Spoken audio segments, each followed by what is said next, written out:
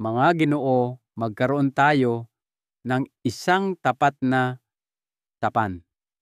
Paano kung sabihin ko sa inyo na ang almusal na inyong inasahan sa loob ng maraming taon, ang inaakala ninyong perpekto o marahil ay malusog na simula ng inyong araw, ay lihim na kumakalaban sa inyo at unti-unting sinisira ang inyong sigla at kalakasan sa kwarto.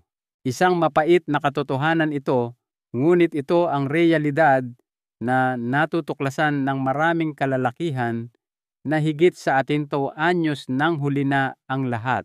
Ako po si Dr. Jose Reyes, isang manggagamot na may espesyalisasyon sa pangangalaga ng mga nakatatanda sa loob ng mahigit 3 dekada. Sa aking practice, nagkaroon ako ng pribilehiyong tulungan ang libu-libong kalalakihan na tulad ninyo na muling mabawi ang kanilang kumpiyansa, lakas, at ang intimasya na nagbibigay kulay at kahulugan sa buhay. At isa sa mga pinakaunang bagay na aking tinitingnan upang simulan ang paglalakbay na iyon ay ang kanilang plato sa almusal. Alam ninyo, karamihan sa atin ay hindi namamalayan na ang unang kain natin sa umaga ang nagtatakda ng tono ng ating mga hormon sa susunod na 24 na oras. Subalit sa loob ng maraming taon, ipinapakilala sa atin ang mga cereal na puno ng mga nakatagong asukal, mga prinosesong karne na may mga kemikal na nagdudulot ng pamamaga, at ang mga tinatawag na malusog na pagpipilian na tahimik na sumisira sa ating testosterone at humahadlang sa mahalagang daloy ng dugo na kailangan para sa inyong paninigas. At heto ang pinakamahalagang bahagi, hindi lang ito tungkol sa pakikipagtalik.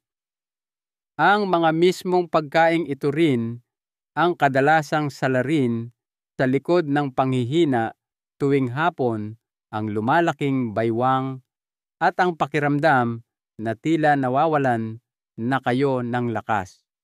Maaari nilang nakawin ang enerhiya at kalakasan upang maramdaman ninyo na kayo pa rin ang lalaking kilala ninyo.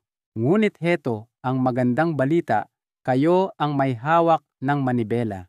Sa mga susunod na minuto, ipapaliwanag ko sa inyo ang 7 pinakamasamang pagkain sa almusal na maaaring makasama sa inyong kalakasan. At higit sa lahat, ipapakita ko sa inyo kung ano ang dapat kainin para maibalik ang malusog na sirkulasyon, suportahan ang inyong mga antas ng testosterone, at ibalik ang sigla sa inyong buhay. Samahan ninyo ako dahil sa huli, ibabahagi ko ang isang simpleng inumin sa umaga na inirerekomenda ko sa aking mga pasyente na gumagana na parang natural na gatong para sa inyong pagkalalaki. Bago tayo magsimula, kung sa tingin ninyo ay mahalaga ang impormasyong ito, hinihikayat ko kayong pindutin ang subscribe button at i-on ang notifications.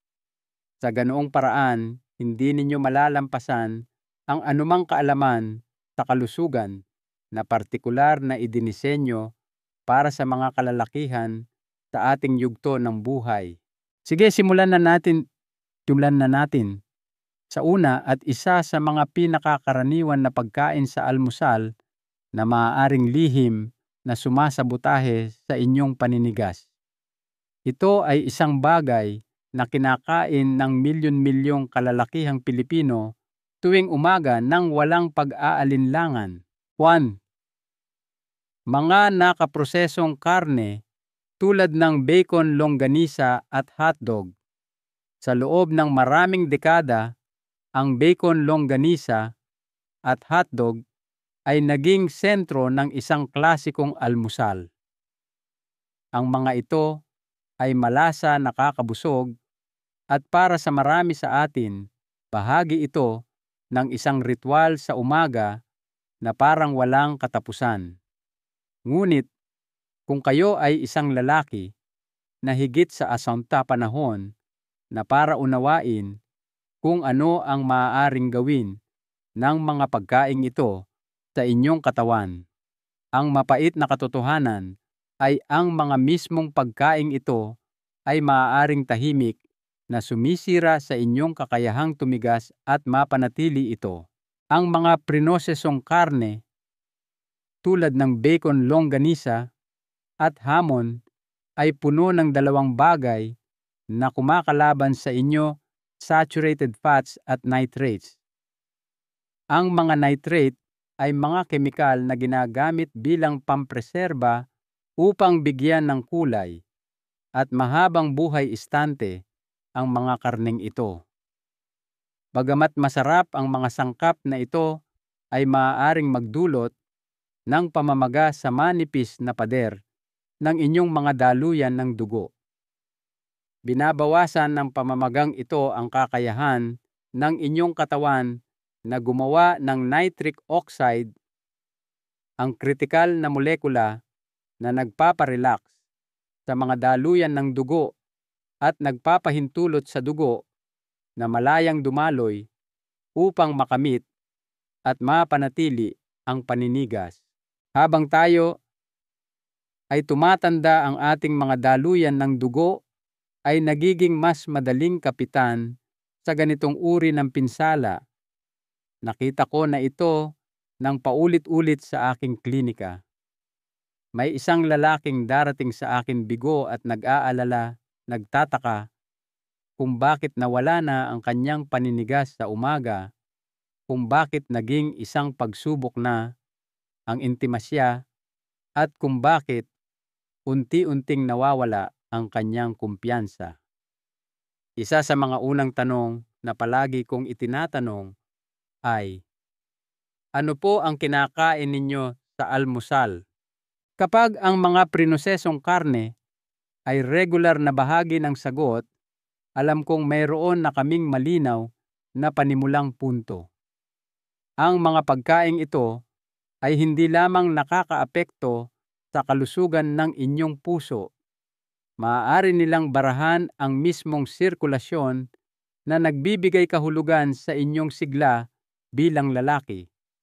Nag-aambag sila sa pagbuo ng plaque sa mga ugat at maaaring pumigil sa produksyon ng testosterone na lumilikha ng perpektong sitwasyon para sa erectile dysfunction na tahimik na umusbong sa paglipas ng panahon hanggang sa isang araw ay mapagtanto ninyo na hindi na gumagana ang mga bagay tulad ng dati.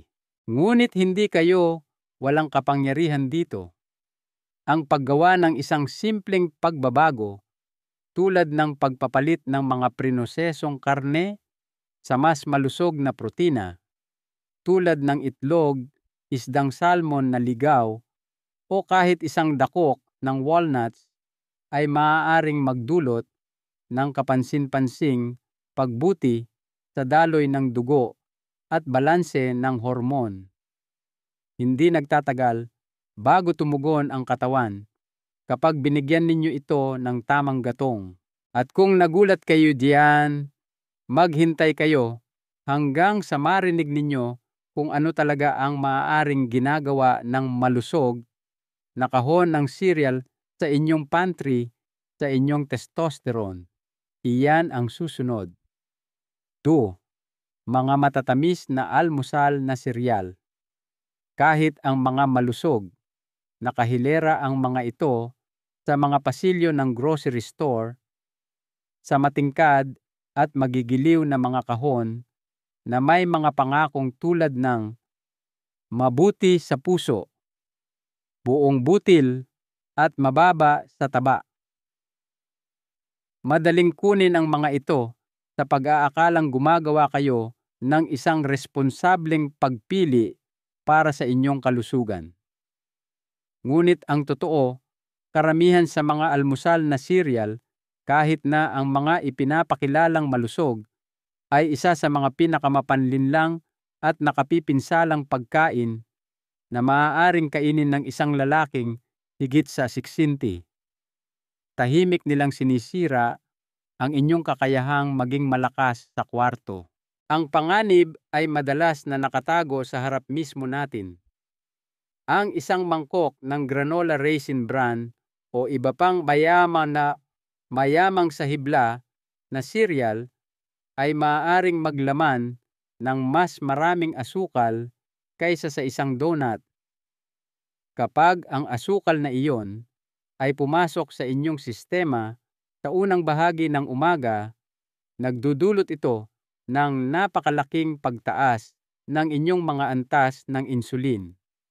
Ginugulo ng pagtaas na ito ang inyong balanse ng hormon at nag-uudyok ng pamamaga sa buong katawan.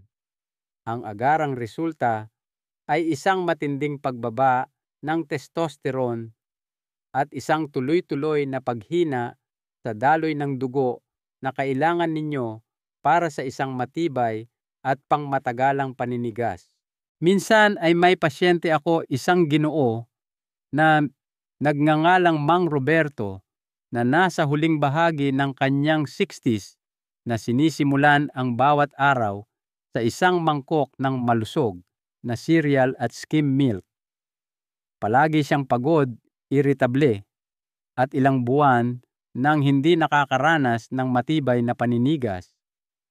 Nang suriin namin ang kanyang dugo, nakababahala ang kababaan ng kanyang mga antas ng testosterone.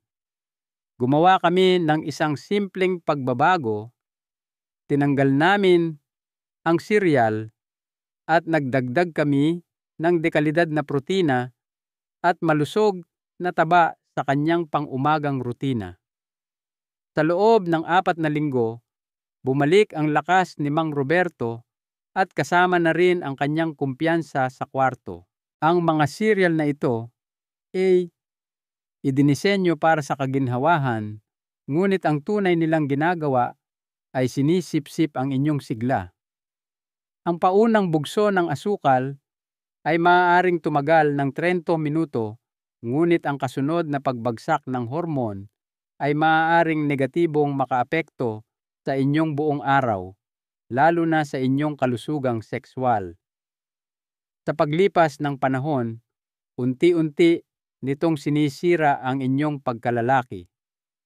Kung talagang nais ninyong baguhin ang sitwasyon, palitan ang matamis na mangkok na iyon ng totoong gatong mga pagkain na may protina, hibla at malusog na taba na nagpapatatag sa inyong mga hormon at nagtataguyod ng malusog na daloy ng dugo.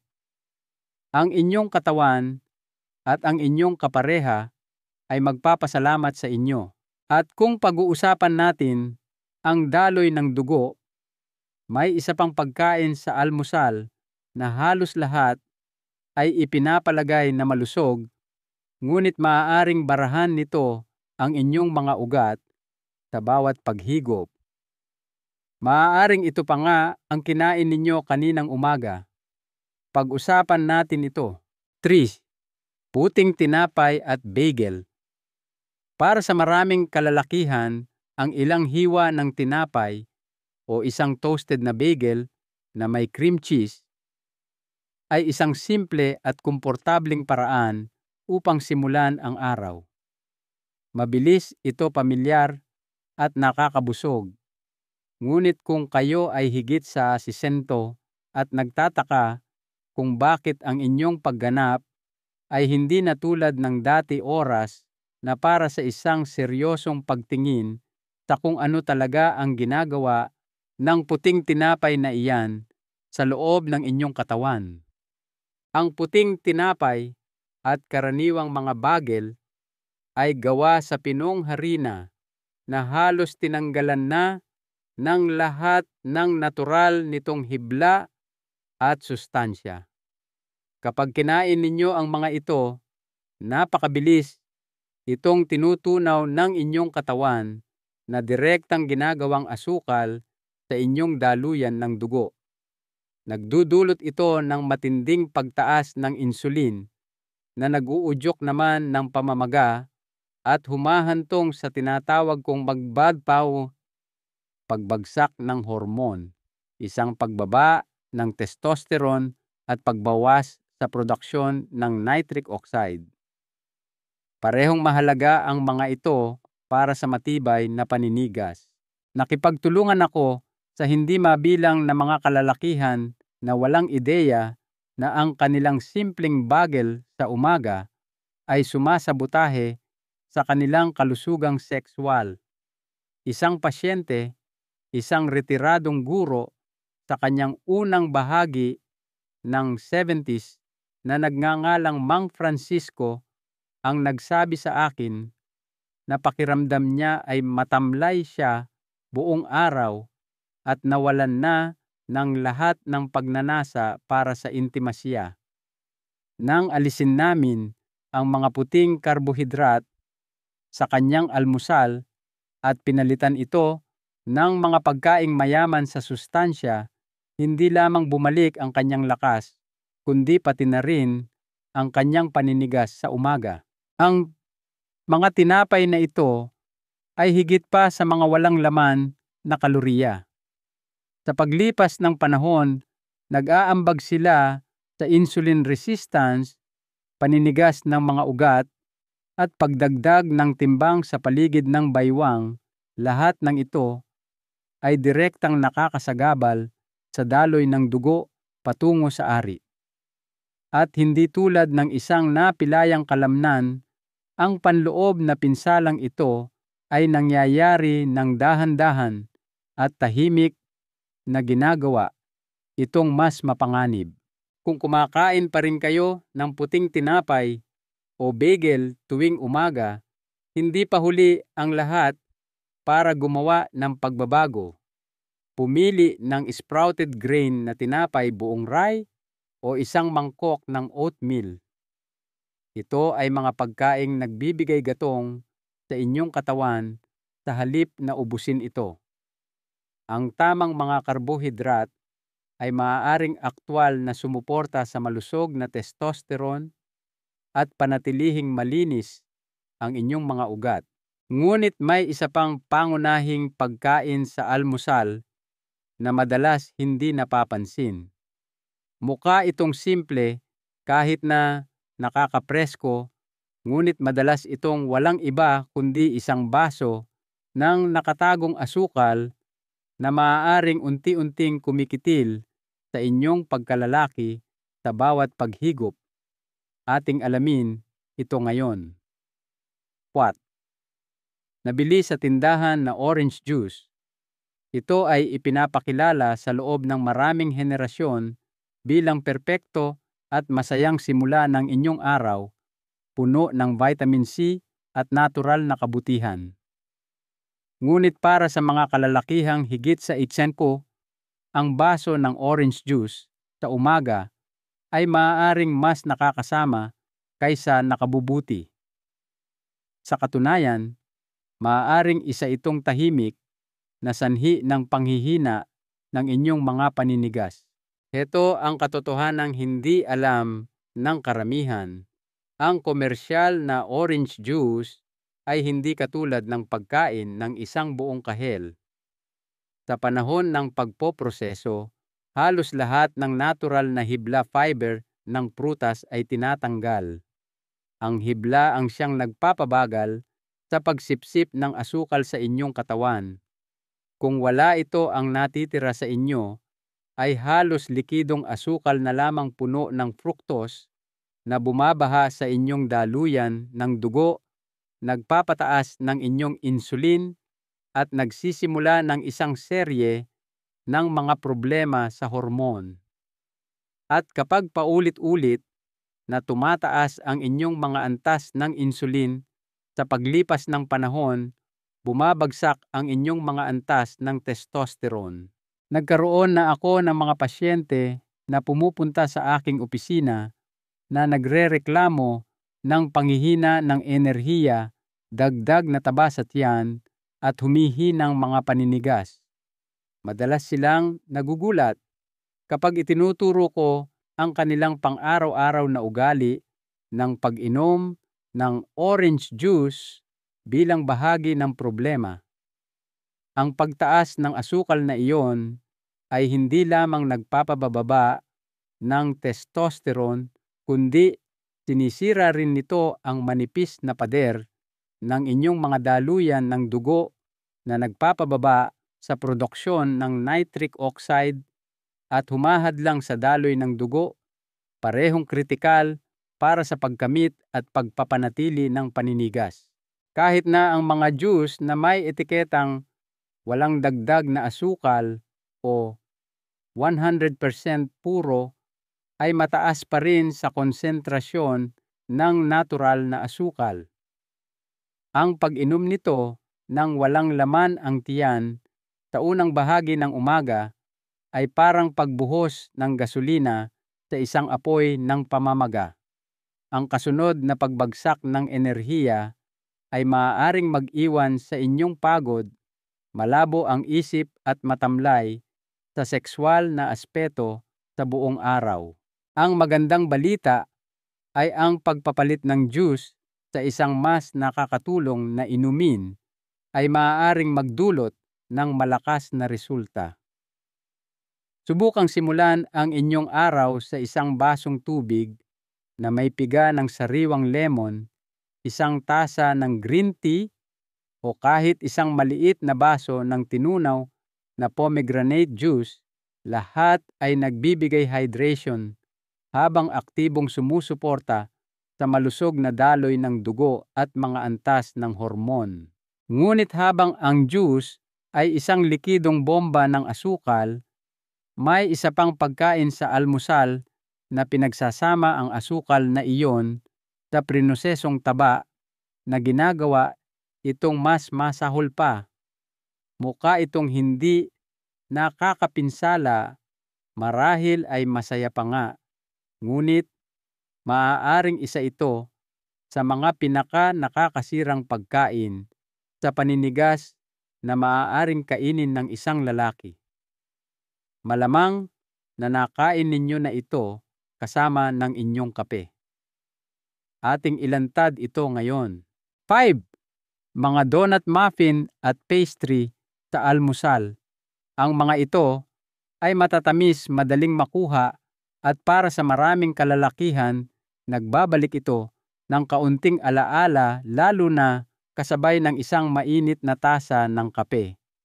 Maging ito man ay isang donut mula sa panaderya sa kanto, isang muffin na nabili sa tindahan, o isang toaster pastry, ang mga pagkaing ito ay naging pangunahing bahagi ng umaga para sa milyon-milyon.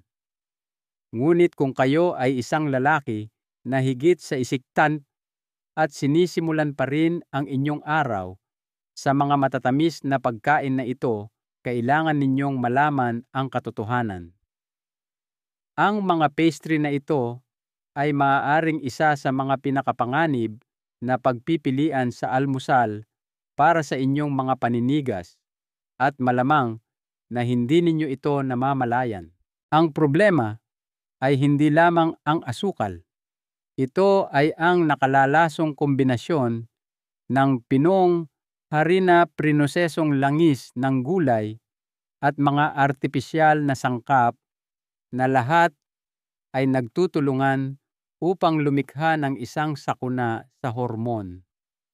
Ang mga pastry na ito ay nagdudulot ng mabilis na pagtaas ng inyong asukal sa dugo na sinusundan ng isang matinding pagbagsak na sumisipsip sa inyong enerhiya at ginugulo ng husto ang balanse ng inyong mga hormon. Ang mas masahol pa madalas itong naglalaman ng mga trans fat at mga langis na nagdudulot ng pamamaga na direktang sumisira sa inyong mga ugat, nagpapababa ng daloy ng dugo, at nakakagambala sa produksyon ng nitric oxide na epektibong pinuputol ang supply sa inyong pinakamahalagang organo. Isang pasyente ko na nagngangalang Mang Juan, isang lalaki sa kanyang unang bahagi ng 70s, ang nagsabi sa akin na binibigyan niya ang sarili ng isang muffin tuwing umaga, sa pag-aakalang ito ay isang hindi nakapipinsalang luho. Mahigit 1 taon na siyang hindi nakaranas ng buong paninigas. Nang tingnan namin ang kanyang dieta at inalis ang pang-araw-araw na pastry na iyon at pinalitan ito ng mga buong pagkain, bumuti ang kanyang presyon ng dugo, tumaas ang kanyang mga antas ng testosterone, at dahan-dahan ngunit tiyak nagsimulang bumalik ang kanyang kalakasan. Kita ninyo ang mga panghimagas na ito sa almusal ay hindi lamang nagbibigay kasiyahan sa pananabik sa matamis. Pinapalala nila ang pamamaga, pinapabilis ang pagdagdag ng timbang sa baywang at nagtataguyod ng insulin resistance, lahat ay direktang nauugnay sa erectile dysfunction. At dahil ang pinsala ay unti-unting nabubuo, maraming kalalakihan ang hindi na pag-uugnay ang mga ito hanggang sa huli na ang lahat. Kung nais ninyong mabawi ang kontrol, ipagpalit ang asukal at harina sa mga pagkaing nagpapatatag sa inyong mga hormon tulad ng itlog, isang mangkok ng mga berry o isang smoothie na mayaman sa protina. Magpapasalamat sa inyo ang inyong sarili sa hinaharap. Ngunit habang ang mga matatamis na pagkain na ito ay malinaw na nakakapinsala, ang susunod na pagkain sa aming listahan ay mas mapanlinlang. Ito ay isang bagay na piniling gamitin ng maraming kalalakihan, maraming taon, na ang nakalilipas sa pag-aakalang ito ang malusog na pagpipilian. Sa katotohanan, maaaring isa ito sa mga pinakamasamang bagay na maaari ninyong ipahid sa inyong tinapay. Pag-usapan natin ito ngayon. 6. Margarina at mga hydrogenated oil. Ilang dekada na ang nakalipas, sinabihan tayo na ang margarina ay ang malusog na alternatibo sa mantikilya. Ito raw ay walang kolesterol, mabuti sa puso at moderno. Ngunit para sa mga kalalakihang higit sa 60, ang tinatawag na pagkaing pangkalusugan na ito ay maaaring tahimik na nagdudulot ng pinsala kung saan ito pinakamahalaga. Kung nagpapahid pa rin kayo ng margarina sa inyong tinapay o nagluluto gamit ang mga hydrogenated oil, kailangan ninyong marinig ito. Ang mga artificial na taba na ito ay maaaring tahimik na pumapatay sa inyong kakayahang magkaroon ng matibay at maaasahang paninigas. Hindi tulad ng mga natural na taba na nagpapalusog sa inyong katawan, ang margarina ay madalas na puno ng mga trans fat at hydrogenated oil. Ito ay mga sangkap na gawa ng tao sa isang laboratorio upang pahabain ang buhay istante ng isang produkto, hindi para pahabain ang inyong kalusugan. Ang mga artipisyal na taba na ito ay kilala sa pagsira sa manipis na pader ng inyong mga daluyan ng dugo. Pinapataas nito ang inyong masamang kolesterol, LDL, at pinapababa ang inyong mabuting kolesterol, HDL. Kapag ang inyong mga ugat ay nagsimulang manigas at kumipot dahil sa pinsalang ito, ang daloy ng dugo patungo sa ari ay nahahadlangan. Ang mga paninigas ay nagiging mas mahina, hindi gaanong madalas, at sa maraming kaso, tuluyang humihinto.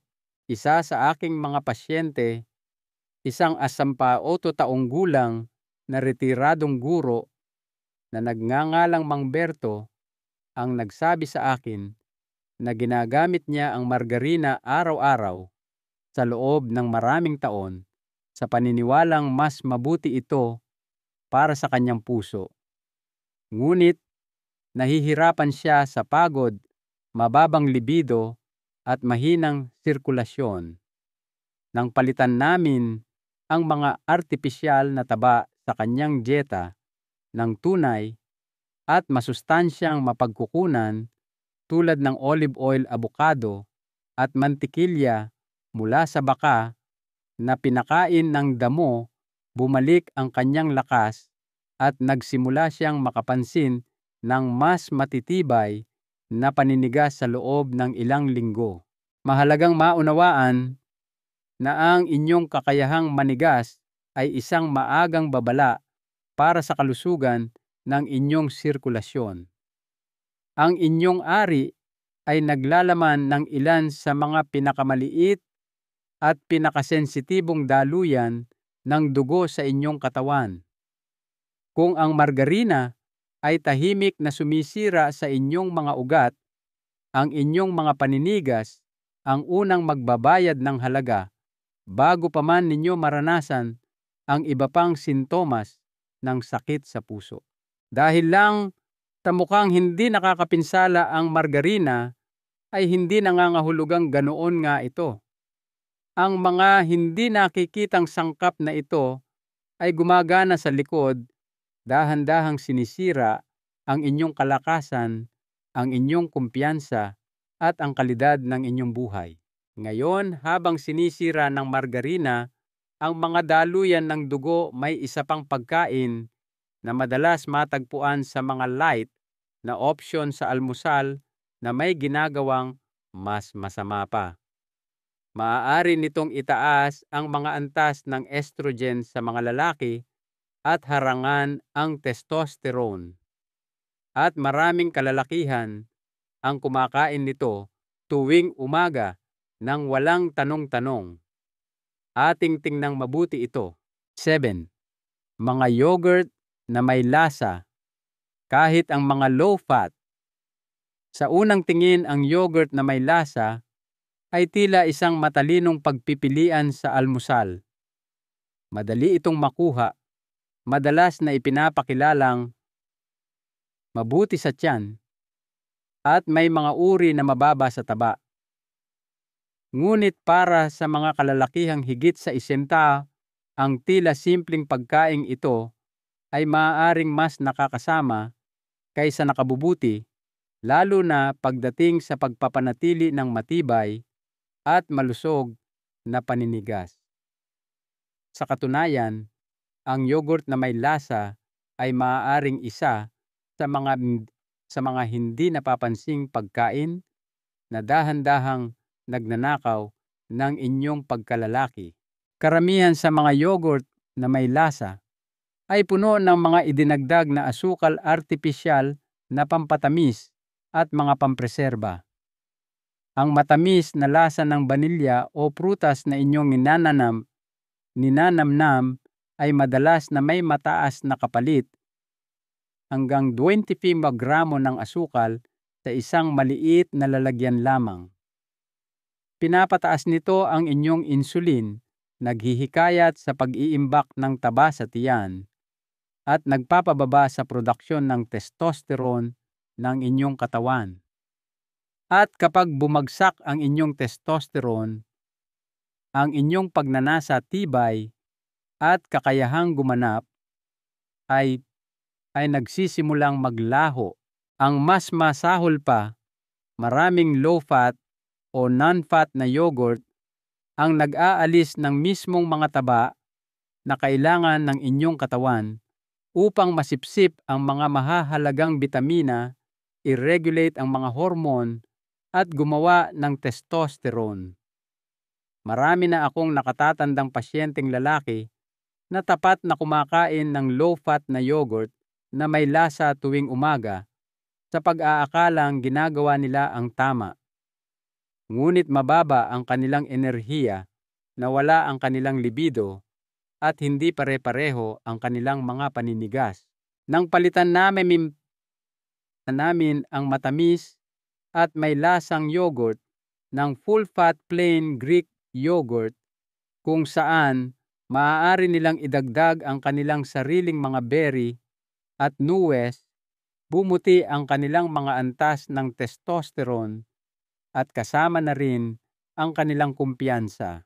May isa pang nakatagong panganib, ang ilang yogurt ay naglalaman ng mga soy additive o gawa sa gatas mula sa mga baka na ginamot ng hormone. Pareho itong maaaring bahagyang magpataas ng mga antas ng estrogen sa mga lalaki sa paglipas ng panahon. Ang hormonal imbalance na ito ay maaaring mas magpahirap sa pagpapanatili ng mga paninigas at sa pakiramdam na kayo ay nasa inyong sarili. Huwag hayaang lokohin kayo ng matalinong marketing dahil lang sa sinasabi sa etiketa na light o healthy ay hindi nangangahulugang sinusuportahan nito ang inyong pagkalalaki. Ang pagpili ng tunay at masustansyang pagkain ay maaaring magbago ng lahat. Konklusyon: ang inyong pinakamagandang mga taon ay nasa harap pa. Ngayon, nakita na ninyo ang katotohanan sa likod ng 7 karaniwang pagkain sa almusal na bagamat mukhang hindi nakakapinsala, ay maaaring tahimik na sumisipsip sa inyong testosterone, sumisira sa inyong daloy ng dugo at nagnanakaw sa inyo ng lakas, kumpiyansa at intimasya na nararapat sa inyo pagkatapos ng siksta. Nakita ko na ang kwentong ito sa libu-libong kalalakihan sa aking practice. Hindi sila sira, hindi sila masyadong matanda. Sila ay naligaw lamang ng landas tungkol sa kung ano talaga ang ibig sabihin ng pagiging malusog para sa isang lalaki. Hindi ninyo kailangan ng isang milagrosong tableta para maramdaman muli ang inyong sarili. Kailangan ninyo ng mas mahusay na gatong tunay na pagkain na gumagana para sa inyong katawan, hindi laban dito. Bilang isang doktor na gumugol ng mahigit 3 dekada sa pagtulong sa mga kalalakihan na maibalik ang kanilang sigla, masasabi ko ng may ganap na katiyakan na posible ang pagbabago sa anumang edad.